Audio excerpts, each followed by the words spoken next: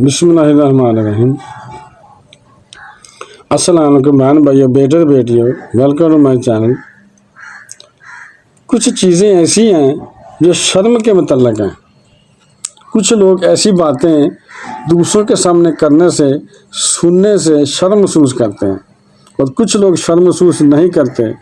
और इन शर्म की चीज़ों में से कई लोग ऐसी चीज़ों पर अमल कर लेते हैं जिनके करने से इनके लिए जहन्नम का ईंधन इकट्ठा हो रहा है। और इन लोगों को इस चीज़ का इल्म नहीं है कि वो लोग गुनाह कर रहे हैं या ठीक कर रहे हैं।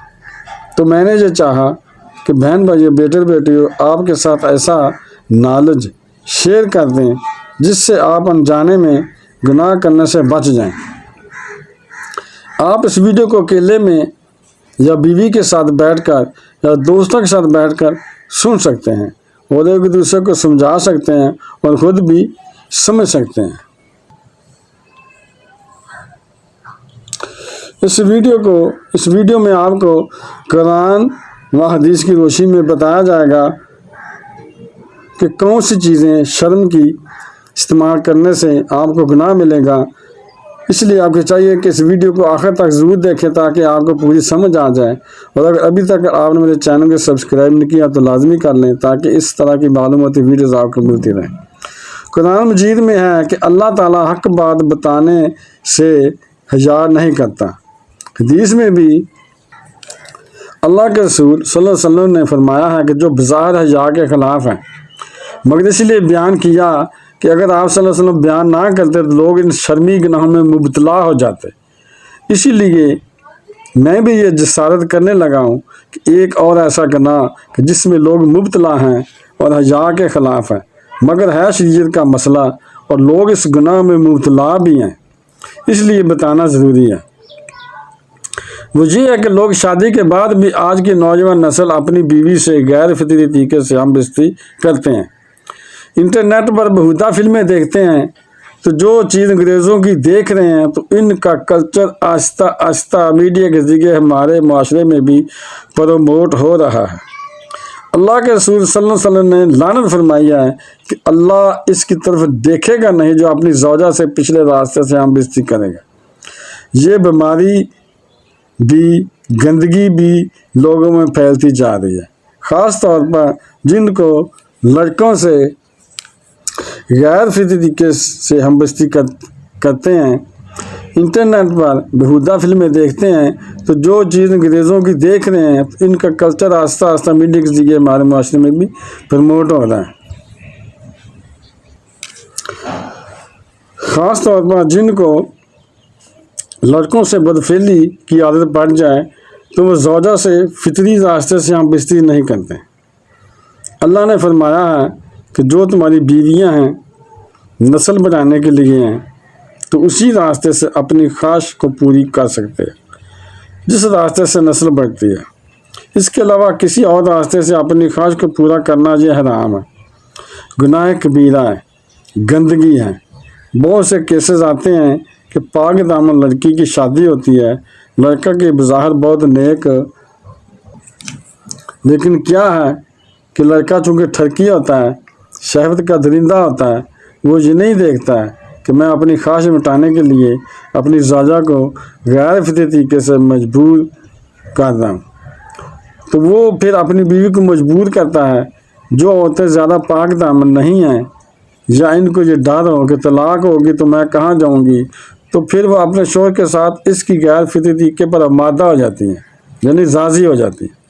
और इसका ज़ाब और वबाल ये होता है कि कुछ ही दिनों में इसको भी इसकी चीज़ की आदत हो जाती है। इंसान जब भी कोई गैर फितरी रास्ता इख्तियार करता है, आखिरत का ज़ाब तो बाद में होता है, मगर दुनिया का ज़ाब भी शुरू हो जाता है। दुनिया का ज़ाब पहले शुरू हो जाता है कि फिर इस औरत को भी लज्जत फितरी तरीके में आती ही नहीं, यानी जो कुदरती तरीका है उसमें फिर उस औरत को लज्जत नहीं आती, उसे गैर फितरी तरीके में लज्जत आती है कि जो रास्ता अल्लाह ने रखा है इसमें लज्जत नहीं आएगी। गंदगी में ही घुसने की कोशिश करेंगे। इस तरह इन दोनों को इनकी फितरत जो आदत होती है ख़राब हो जाती है। तो अपने हाल पर रहम करें। हम इंसान नहीं हैं, हम दरिंदे नहीं हैं, हम गधे नहीं हैं। ہم جانور نہیں ہیں، ہم انگریز نہیں ہیں، ہم مسلمان ہیں۔ مسلمانوں کو غیر فطری طریقہ زیب نہیں دیتا، بہت سخت گناہ ہے۔ آپ نے سنا ہوگا کہ حضرت لوط علیہ السلام کی قوم کا کیا حال ہوا تھا، وہ یہی کام کرتے تھے، غیر فطری طریقہ استعمال کرتے تھے۔ حضرت جبرائیل علیہ السلام نے اللہ کے حکم سے اس بستی کو نیچے سے اٹھا کر، نیچے سے بستی تھی نا جو حضرت لوط علیہ السلام کی قوم کی بستی، تو حضرت جبرائیل علیہ السلام نے اللہ کے حکم سے اس بستی کو نیچے سے اٹھایا اور سمان کے قریب لے جا کر الٹا نیچے پھینک دیا، اور اس قوم کے پرخچے اٹھ گئے۔ وہ قوم تباہ برباد ہو گئی۔ آج بھی وہاں تباہی کے نشانات موجود ہیں۔ اگر آپ ادھر جائیں گے نا اس علاقے میں، دیکھیں گے تو نشانات آپ کو ڈھائے ہوئے وہ گھروں کے ملیں گے۔ اللہ تعالیٰ ہم کو اس غیر فطری طریقے سے بچائے۔ انگریزوں نے شریعت کی تمام حدود کو توڑ دیا ہے، وہ تو درندے بن چکے ہیں، ہم تو درندے نہیں ہیں، ہم تو حلال کھاتے ہیں، پاک صاف رہنے کی کوشش کرتے ہیں، تو ہم ان کا کلچر دیکھ کر ان جیسے درندے بننے کی کوشش کیوں کریں؟ یہ بہت بڑا وبال ہے، بہت بڑی برائی ہے جو ہمارے معاشرے میں آہستہ آہستہ جڑ پکڑتی جا رہی ہے، اور اس سے بیماریاں بھی پھیلتی ہیں۔ غیر فطری طریقہ ہے، اس لیے بیماریاں پھیلتی ہیں۔ جب ہم قانون قدرت کے خلاف چلیں گے تو نقصان تو ہوگا۔ ایسے کیسز آتے ہیں کہ مرد مجبور کر رہا ہے اپنی بیوی کو اور بیوی ساتھ نہیں دیتی، پھر اس کو طلاق کی دھمکیاں دیتے ہیں۔ ایسے کیسز بھی آتے ہیں، اور یہ بھی ہوتا ہے کہ مرد جب اپنی بیوی کو غیر فطری طریقے پر مجبور کرتا ہے تو بیوی اگر آمادہ نہیں ہوتی تو مرد پھر یہ بھی دھمکی دیتا ہے کہ میری خواہش تو تم سے پوری نہیں ہوتی، اس لیے میں دوسروں کے پاس جاؤں گا۔ یاد رکھیے، جس عورت کا شوہر یہ دھمکی اپنی بیوی کو دے کہ میں زنا کروں گا اگر تم نے میری خواہش پوری نہیں کی غیر فطری طریقے سے، تو عورت اپنے شوہر کو یہ کہہ دے کہ تم جاؤ کہیں اور جا کر منہ کالا کرو، تمہاری فطرت میں گندگی ہے، مجھے تو گندا بنانے کی کوشش نہ کرو، اسے جانے دیں، خود نہ ملوث ہوں، وہ خود اس کی سزا بھگتے گا۔ ہر بیماری کا اللہ نے علاج رکھا ہے۔ اللہ کے رسول صلی اللہ علیہ وسلم فرمایا، صحیح بخاری کی حدیث ہے کہ کوئی بیماری ایسی نہیں ہے جو اللہ نے نازل کی اور اس کی دوا نہ رکھی ہو دنیا میں۔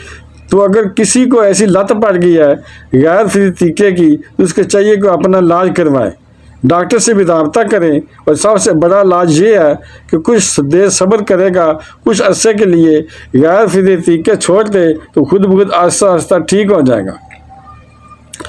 ایک آدمی شراب کا عادی ہے، ایک علاج یہ ہے کہ وہ ڈاکٹر کے ساتھ رابطہ کرے، اور بہترین علاج یہ ہے کہ وہ چھوڑ دے۔ کتنے دن تک رہے گا؟ 1 دن، 2 دن، 4 دن، سال، آخرکار آہستہ آہستہ ٹھیک ہو جائے گا۔ سگریٹ کا عادی ہے، سگریٹ چھوڑ دے گا تو خود بخود ٹھیک ہو جائے گا۔ کتنے لوگ آپ نے دیکھے ہیں دن میں 20 40 سگریٹ پیتے تھے، چھوڑنے پر آئے تو ایک دم چھوڑ دی انہوں نے۔ کچھ نے آہستہ آہستہ کر کے چھوڑ دی، لیکن تکلیف تو ہوئی مگر چھوٹ گئی۔ تو اگر اب کسی کو اس غلط کام کی لت پڑ گئی ہے تو اس کا بہترین علاج یہ ہے کہ وہ اپنے آپ کو بدلنے کی کوشش کرے، ماحول بدلے، اور کچھ وقت صبر کرے گا تو اللہ تعالیٰ اس سے یہ عادت چھڑوا دے گا۔